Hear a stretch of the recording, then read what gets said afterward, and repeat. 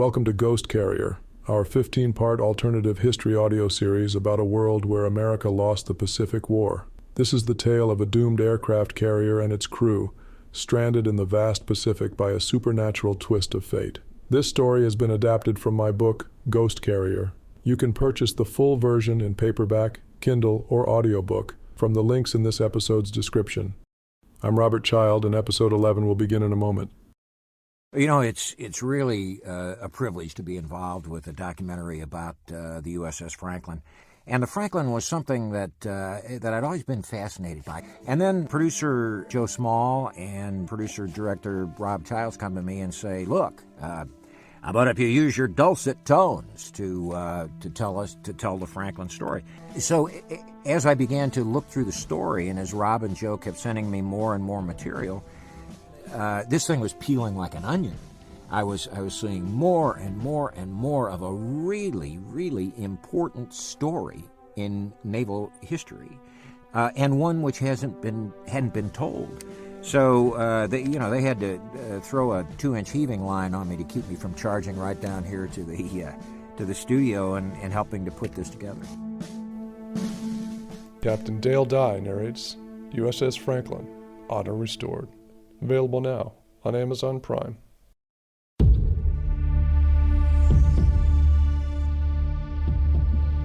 Ghost Carrier, They Died to Fight Another Day.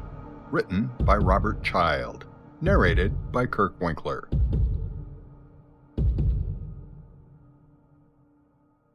Two weeks earlier, Kalaupapa Peninsula. The Japanese transport vessels listed wildly from port to starboard in the churning ocean and furious gales as they neared the island coast and the highest sea cliffs the men had ever seen. On the forwardmost transport ship, Joe peered at the rugged landscape coming into view. Under his breath he uttered, "This is definitely not Pearl Harbor." He turned away from the barren island landscape to see many of his fellow sailors dry heaving over the rails from seasick stomachs that hadn't seen food for days. Joe felt his strength ebbing, but he was determined to survive one way or another. Many of the men shared the same mindset. They had already endured so much. Mullenix had requested that the crew of the Liscum, which included the Dead Man's Club, remain together in the same group. Mullenix felt that unity would be their strength. He was somewhat surprised when apparently Vice Admiral Yamaguchi agreed. But as he stood beside Joe Rusk watching the island come into view, he couldn't help feeling a sense of dread. I should have kept my mouth shut during the surrender ceremony, he thought. Suddenly, both Mullenix and Joe felt the ship turning about. Joe turned to Mullenix. "We're not even close to shore. What's going on?" "I don't know, but I'm going to find out." The Admiral briskly walked back toward the bridge of the vessel. Joe watched fellow sailors beginning to be herded down into the lower deck. After several minutes, Joe joined the rest of the men on the bottom deck. Theo was right behind him. The massive back access hatch had been dropped into the sea. The ship was still distant from the island, surely not anywhere near close enough to be expected to swim to shore, Joe thought. He was wrong. At gunpoint, the Japanese guards began directing men into the convulsing ocean. Joe judged the swim to shore to be about 60 to 100 yards through 3-foot swells. It would be a challenge for even the most experienced ocean swimmer. But Joe knew the dirty little secret that many of his fellow sailors kept. They had never learned how to swim. For many, this jump into the churning sea would be a jump to their doom. "No, I won't, I can't." Joe recognized the young, squirming, freckle-faced sailor struggling with the guards near the open hatch. It was Bobby Cannon, one of the radar ops and a member of the Dead Man's Club. He was screaming and pushing back the Japanese sailors trying to collar him. He had his heels dug in like a dog knowing he's on his way to the vet. After less than a minute, one of the older Japanese guards had seen enough. He pulled an 8mm semi-automatic Nambu from his waist holster and blasted 2 lead slugs into the boy's brain. There was silence, then chaos. The American sailors erupted in a chorus of curses as pushing and shoving began while the guards threw Bobby's crumpled, lifeless body into the sea. The Japanese sailors stepped back and leveled their carbines at the Americans. Joe whipped around to Mullenix 3 rows behind him and searched his eyes for guidance. The Admiral was red-faced and angrier than a buzzing hornet's nest. When Joe finally caught his eye, the Admiral sternly mouthed, "Stay alive." Joe turned back around, and Theo, who had been silent the entire time, finally found the courage to speak. "I can't swim." "What?" Theo repeated. "I can't swim. I can't swim." Okay, Theo, I'll show you what to do. Stay beside me. I'll make sure I go into the water first. Don't lose sight of me, you hear? Don't lose sight of me. I'll wait for you in the water." Theo, wide-eyed, absorbed every word.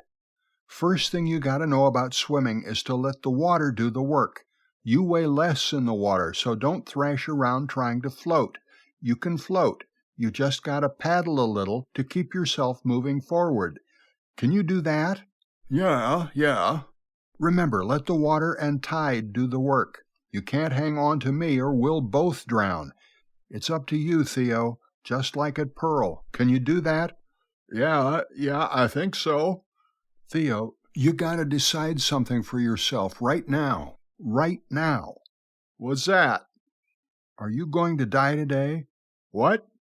Joe repeated his question slowly, looking directly into the large man's eyes. "Are you going to die today?"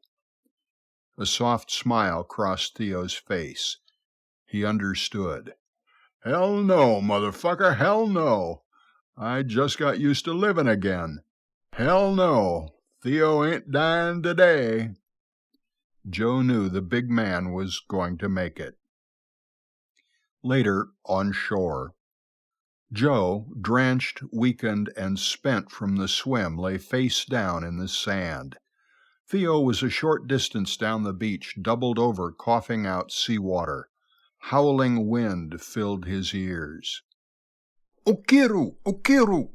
yelled a Japanese sailor now standing over Joe. Joe didn't know any Japanese, but he guessed this was his cue to move. As he managed to stand up, he was surprised to see the soldier was wearing what appeared to be a medical or doctor's surgical mask. Joe turned, and down the beach he saw men continuing to stumble in from the sea and collapse on the shore. Many had bloodied arms and legs from crawling over the jagged lava rocks close to the shore. Directly in front of him he saw some of the crew gathering. A guard, also wearing a mask over his mouth, motioned them to form lines.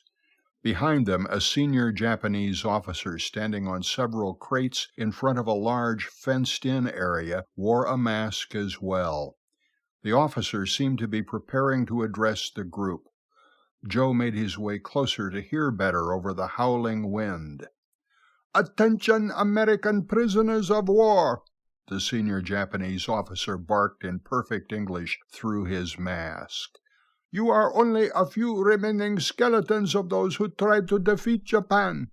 You are pitiful victims. You have no fighting power left, but the imperial thoughts are inestimable, and the imperial favors are infinite, that you should weep with gratitude that your lives have been spared.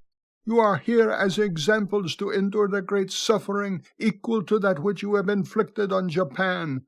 You now stand on one of the most remote islands in the Central Pacific.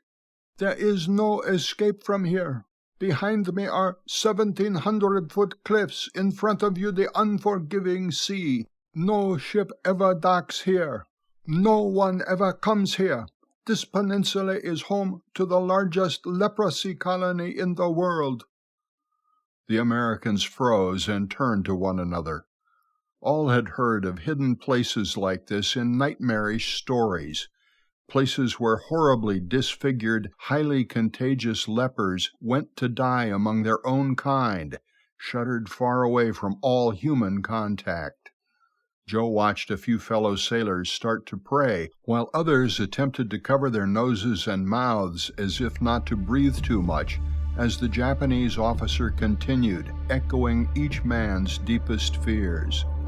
"Gentlemen," the officer, smiling broadly behind his medical mask, continued, "welcome to the island where you all will die."